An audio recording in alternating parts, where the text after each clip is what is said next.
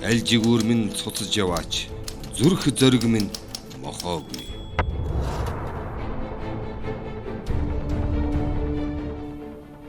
Тагнуулын байгууллагын түүхийн шаралсан хуудсанд тэмдэглэгдэн үлдсэн олон арван далд фронтын дайчдын нэг нь Эглард Өвшингийн Сагадай юм.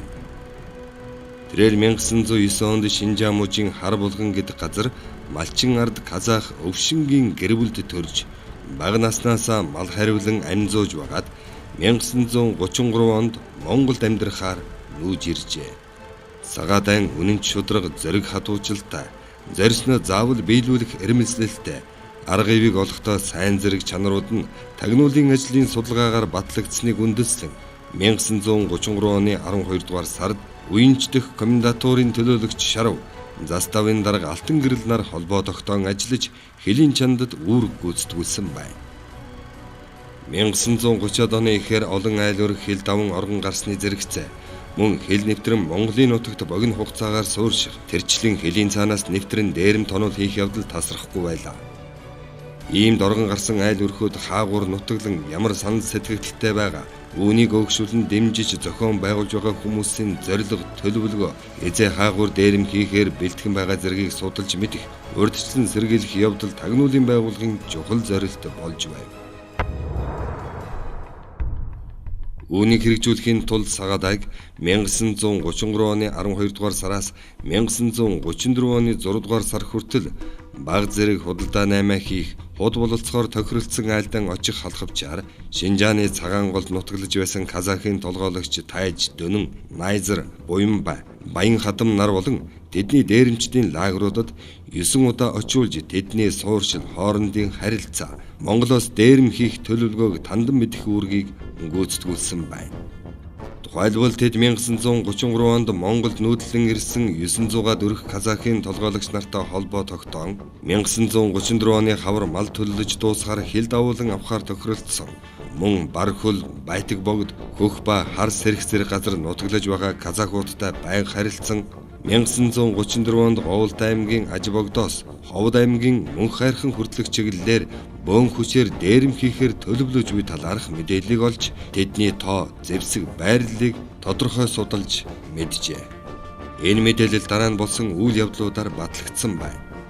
Тухайлбал Чингэл, Цагаангол, Байдаг богдын орчимд байрласан дээрэмчид зөвхөн 1934 оны 5 дугаар сараас 9 дугаар сар хүртэл удаадараа хил нэвтрэн 250 км хүртэл гүн орж Ховд аймгийн Мөнх хайрхан, Манхан, Цэцэг, Уянч, Булган сумдын 228 өрх айлаас Бодмал 10,000 гаруй, Богмал 50,000 гаруй, олон 10,000 төгрөгийн үнэтэй эд хогшил дээрэмджээ. Шинжаан мужид тогтсон байсан Шинши цайн засгийн газар Гоминдааны засгийн газрын нөлөөгөөр 1943 онд зөвлөлт холбоот улсаас харилцаагаа нь тасалж мэрэгжилтнүүдийг нь буцаан Гоминдааны бодлогыг илэрхий баримтлах болжээ.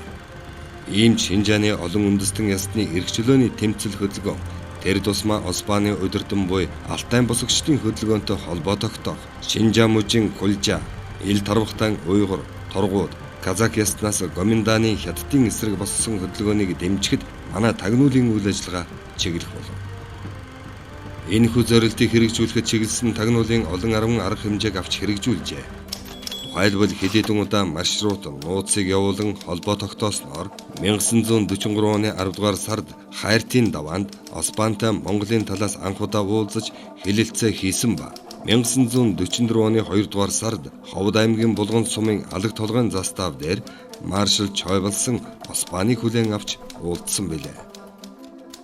Оспаны босолгыг Шинжааны Алтай нутагт өргөдгөх зорилгоор тагнуулын байгууллагаас 10 гаруй группийг Шинжааны нутагт явуулж тус мужийн олон үндэстэн ясны эрхчлөөний төлөөх бослог хөдөлгөөнтэй холбоо тогтоох, Гоминдааны хятадын эсрэг бослог гаргуулах, Оспаны гаргасан ухуулах хуудсыг тараах, бослогод нэгдсэн ардуудыг түүний талд оруулах, цэргийн зориулалттай засмал зам гүүрийг теслэх, телефон утас таслах, цэргийн буудал баазыг устгах, мал, хоол хүнс, тэжээл олзлох үүргийг гүйцэтгүүлжээ. Ийм зорилготой Мөлөөхө хошуунд хийсэн операц хэмээн нэрлэгдэх ажиллагааг Сагадайгаар удирдуулан Ховд аймгийн Уян сумын казах яснаар бүрдсэн 18 хүнтэй групп гүйцэтгсэн юм. Тус группийг 1944 оны 9-р сарын 2-нд Шинжааны Мулехэ хошууны нутагт 25 хоногийн хугацаатай ажилуулахаар явуулжээ.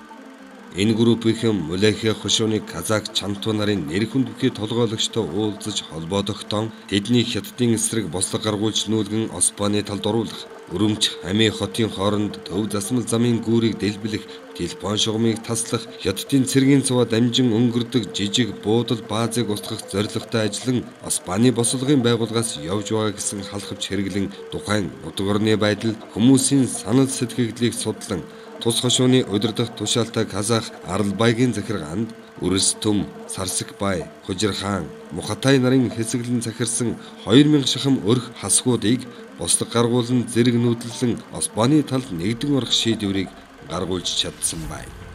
Тус групп эдгээр ажлыг гүйцэтгэх явцдаа 3 газарт хорлон сүйтгэх ажиллагаа хийж, Гоминданы хятадын цэргийн хүнсний хонь 6000, үхэр 150, адуу 33 толгойг олдсон босогчид ядууст тараан өгсөн байна.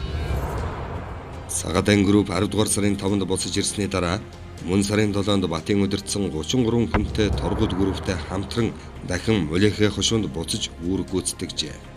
Энэ хоёр групп хүч хавсран Мулехэ хошууны Гоминданы хятадын цагдаагийн байгууллагыг довтлон устгаж, баримт бичгийг олзлон амьд хэл барих, нүүж чадалгүй үлдсэн казак айлуудыг нүүлгэн авчрах даалгаврыг гүйцэтгэж, хятад цэргийн салбартаа хэд хэдэн удаа байлдаж, арваад хүн устгаж, нутгийн 10,000-аад өрх айлыг хятадын эсрэг бослог гаргуулж, хятад цэргийн дээрэмдсэн адуу 49, үхэр 388, хонь 4469, яма 1388 толгой болон үнсний зүйлийг олзлон хоёр хятадыг амьдаар барин 11-р сарын 2-нд эргэн иржээ. 1946 оноос Осман Монголтой тогтоосон харилцаагаа тасалж, Гоминданы хятадтай нэгдэн Монголын хилд дээрэмт тонол хийх, хил хязгаарын аюулгүй байдалд занал хийх болсон учраас Османы богинорсон хүчийг тараах, өөрийг нь баривчлан устгах үүргийг Ховд аймгийн Булган сумдах тагнуулын группт төвөөс хариуцуулсан байна. Тус тагнуулын групп олон арга хэмжээ хэрэгжүүлсэний дотор Османыг амьдаар нь баривчлах буюу устгах зорилготой хэд хэдэн ажиллагааг явуулсан байдаг. Үүнийг хэрэгжүүлэхээр амар заяагаар ахлуулсан группийг 1947 оны 12 дугаар сард, Чилхаагаар удирдуулсан группийг 1948 оны 6 дугаар сард, мөн Улсын Баатар Дандар ахлагчтай группийг 2 удаа явуулсан боловч үүргээ биелүүлж чадаагүй юм. Энэ үед Османы итгэлийг олж, шадар дотн ажиллах шилдэг нууцыг сонгон олж ажилуулах шаардлага тавигдаж, тагнуулын группийн дарга Гэрэл Чулуун, Ховд аймгийн хэлтсийн дарга Төмөр Очир нар Сагадайг сонгон авчээ. Сагадай нь олон удаа маршрут нууцын даалгаврыг сайн биелүүлж 1943-аас 1944 онд Османы дэргэд хамгаалагчаар ажиллаж байсны дээр олон зуун өрх айлыг бослог гаргуулan Османы талд оруулах ажлыг идэвхтэй хийж түүнд үнэлэгдэж байсан зэрэг нь энэ шаардлагыг хангахаар байна. Сагадай нь 1945 оны 12 дугаар сард гадаадад оргох гэсэн хэрэгтэд сэжиглэгдэн Касен, Хавша нарын хамт Ховд хэлтэст баривчлагдсан бөгөөд тэднийг өс хонзонгийн сэдэлтээр Мухай нарын хүмүүс үгсэн хуйлдаж гүтгсэн нь илэрч тогтоогдсон байна. Иймд тэднийг холбогдлого болгон суллах бүрэн үндэстэй байтал 1946 онд хуулийн дээд хэмжээгээр шийтгэн хөрөнгийг нь хураах ялаар шийтгэжээ. Удалгүй бүгд найрамдах Монгол Ард улсын баг хурлын тэргүүлэгчдийн зарилгаар 25 жил хорих ял болгон өөрчилжээ. Хожим 2014 онд уг хэлс хэргийг нь цагаатгсан байна. Сагадай Ховд аймгийн хориход ялаа эдэлж байхдаа үүргэн гүйцэтгэж, хориглуудын дотроос оргох санаа зорилготой Касен зэрэг хүмүүсийг мэдээлж байв. Касеныг Увс аймгийн хориход шилжүүлсэн боловч тэр оргон гадаадад гарч Османы дэргэд очин итгэлийг олж, оргодол хэсэг зэргийг толгойлох болсон байна. Касентэй Сагадай хамт хоригдож байхдаа Османы талд оргож очин хэмээн ярьдаг байсан нь түүнийг шоронгоос оргох халахвчаар Османы талд очуулахад үнэмшилтэй болох байв. Ховд аймаг дахь хэлтсийн дарга Төмөр Очир Сагадайгаар Османыг устгуулахаар төлөвлөсөн боловч Ховдод төр ажиллаж байсан дотоод явдлын яамны зөвлөх Грэднев, орлогч сайд хошууч генерал Дорж нар түтгэлзэж 3 сараас доошгүй хугацаатай ажиллуулахаар явуулсан байна. Сагадайг булганы тагнуулын тасаг дээр хэд хоног байлган гүйцэтгэх үүрэг, хэрэглэх арга үлгэрийг сайтар давтуулан Османы лагерийн байрлал чиглэлийг танилцуулж 1947 оны 12 дугаар сарын 23-ны өдөр булганы тагнуулын группийн төлөөлөгч Мардан Нохой долоохын ус хэмээх газарт хамт очиж хэл дамжуулах нууц хайрцагаан байрлуулан түүнийг хэл нэвтрүүлжээ. Сагатай өгсөн үүргийн дагуу 12 дугаар сарын 27-нд Касен дээр очиж 1948 оны 1-р сард Улаан элс хэмээх газар байсан Оспантай уулзсан бөгөөд Оспан түүний талаар урьд нь сонссон учраас ямар ч хардлагагүй ухтан авсан байна. Сагатай Оспаны гэрт амарч байтал цагаан цэцэг өвчнөөр хүнд өвдөж 2 сарын дараа өрөөсөн нүдэнд нь үл тогтож хараа муутай болж эдгэрсэн байна. Түүнийг явснаас хойш 3 сар гаруй хугацаа өнгөрсөн тул нохой долоохын усан дээр байрлуулсан нууц хайрцагт группийн дарга гэрэл чулуунаас чи минь сайн бол үүргээ болгоомжтой түргэн биелүүлээд эд мөрөн баримтыг аваад буцаж ир гэсэн бичгийг төлөөлөгч Марданаар хийлгэжээ. Энэ нь Оспаныг болгоомжтой устгаад баримт болох зүйлийг авчир гэсэн утгатай бичиг байсан бөгөөд Сагатай уг бичгийн утгыг тайлан ойлгож чадах сэргэлэн авхаалжтай хүн учраас ингэж бичжээ. Хэсэг хугацааны дараа Оспанаас Сагатайд 10 хүн удирдан явж Монголын цэргийн дарга нараас нэгийг олзлон авчрах бололцоогүй бол мал дээрэндэж авчрахаар яваад ир гэсэн үүрэг өгсөний дагуу оргодол тайжгал нарын 10 хүнийг удирдан 1948 оны 4-р сарын 5-нд Цонжийн арианаас гарч 10-ны өдөр нохой долоохын усны ойролцоо ирээд зээр агнах нэрийдлэр нөхдөөсөө тасарч нууц хайрцаган дээр ирж анхныхаа мэдээг хийжээ. Тэр мэдээнд Оспаны санал сэтгэл, харилцаа, дээрэмчдийн хүч, байрлалын тухай тодорхой бичиж чоныг устгах зөвшөөрлийг далдутгаар хүссэн байжээ. Энэ үедээ 5 хоногийн өмнө хийсэн гэрэл чулууны мэдээг авчээ. Мөн сарын 13-ны шөнө хэл нэвтрэн булган голоос 40 адуу 10 тэмээ хулгайлан аваад буцаж очсон байна.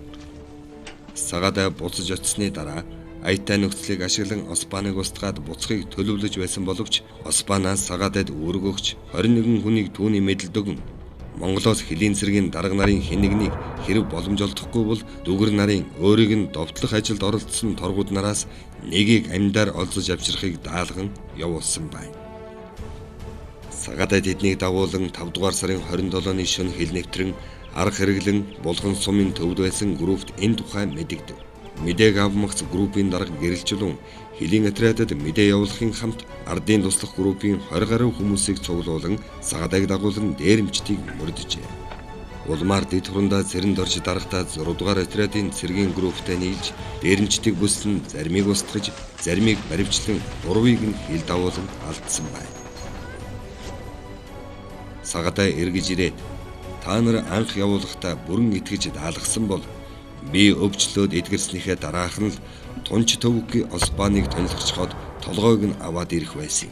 Намайг эдгэрсний дараа Оспан надад би Монголд довтлуулан гэр хөрөнгөө сүйтгүүлж радио холбоогоо олзлуулан сууршил алдаж зүдрэл үзлээ. Сагатай чийч шоронд орж арай гэж ирээд хүнд өвчилж зовж явна. Морь унаж хоёулаа хээр салхинд явж уйдгар гунигаан сэргэе гэж хэлээд хоёулахтаа 2 сайн морь унаад надад нэг винтоо өгч өөрөө мавзар буу дуран зүүж гэрээсээ алс хээр гарлаа.